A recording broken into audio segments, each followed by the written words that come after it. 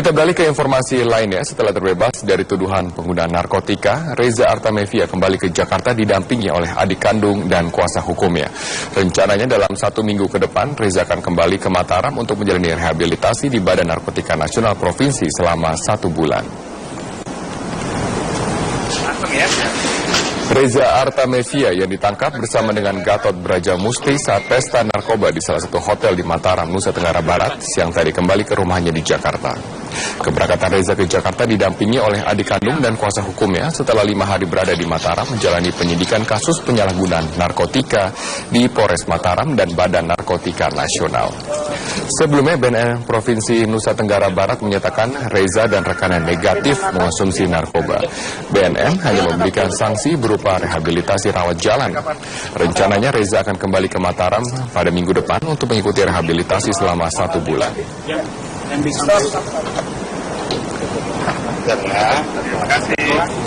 Setelah digeledah kepolisian pada Kamis malam, rumah Gatot Brajamusti di Pondok Pinang, Jakarta Selatan kini dijaga kerabat dekatnya. Hari ini direncanakan kepolisian akan kembali menggeledah rumah mantan Ketua Persatuan Artis Film Indonesia tersebut.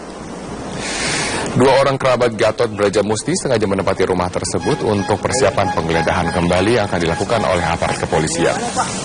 Kerabat Gatot Brajamusti hanya bisa pasrah atas kasus yang menimpa pemilik Padepokan Brajamusti tersebut dan menyerahkan penyidikan sepenuhnya kepada aparat kepolisian.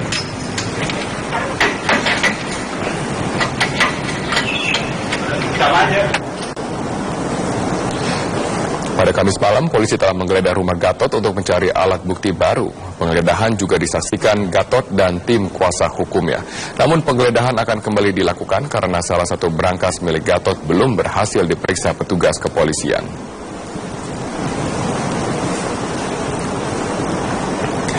Sebelum ditangkap, tersangka kasus prostitusi online AR mengontrak sebuah rumah di Bogor, Jawa Barat. Menurut tetangga, rumah AR sering didatangi anak-anak ataupun remaja.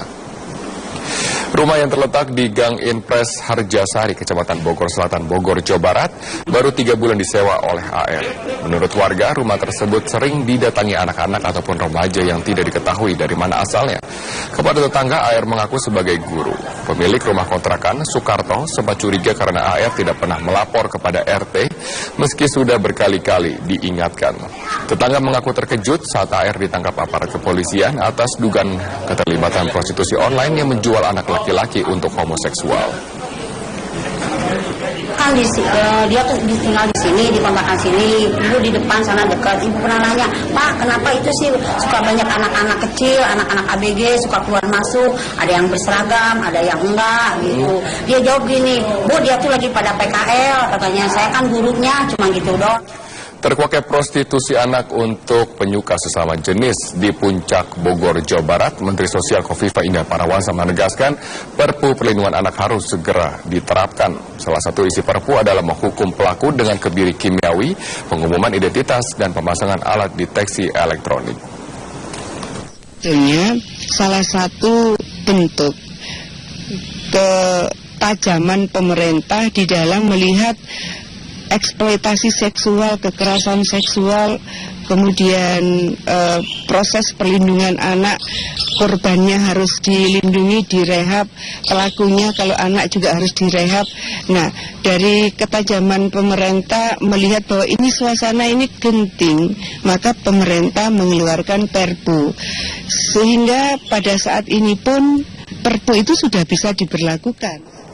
Tetaplah bersama kami, Metro Sore akan segera kembali dengan informasi ribuan warga saling dorong hingga nyaris ricuh saat mengurus IKTP di kantor Dinas Kependudukan dan Presiden Joko Widodo sudah tiba di Tiongkok untuk menghadiri pertemuan pemimpin G20. Selain menghadiri pertemuan G20, Presiden Joko Widodo juga diagendakan melakukan pertemuan bilateral dengan Presiden RRT Xi Jinping.